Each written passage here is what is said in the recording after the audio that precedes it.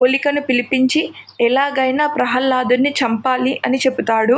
హోలిక అప్పుడు ప్రహ్లాదుని తీసుకొని వెళ్ళి ఒక మంటలో ప్రహ్లాదుడు మరియు హోలిక ఇద్దరు కూర్చుంటారు. అయితే హోలికకు ఒక వరం ఉంటుంది. తనకు మంట వలన ఎలాంటి హాని జరగదని. ప్రహ్లాదుడు మంటలో వెళ్ళి కూర్చోగానే విష్ణుమూర్తి నామస్మరణ చేస్తూ ఉంటాడు. దాని వలన ప్రహ్లాదుడికి ఎలాంటి హాని జరగదు. హోలికకు మాత్రం మంటలు అంటుకొని తను చనిపోతుంది.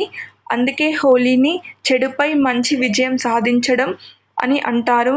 ఎందుకంటే చెడు కోరుకున్న వాళ్ళకి ఏ దేవుడు కూడా సహాయం చేయలేడు. మంచి కోరుకున్న వాడికి దేవుడి సహాయం ఉంటుంది అనే గుర్తుగా మనం హోలీని సెలబ్రేట్ చేసుకుంటాం. హోలీ అంటే మెయిన్గా చెడుపై మంచి విజయం సాధించడం. ఇలాంటి ఎన్నో విషయాలు తెలుసుకోవడానికి ప్లీజ్ సబ్స్క్రైబ్ మై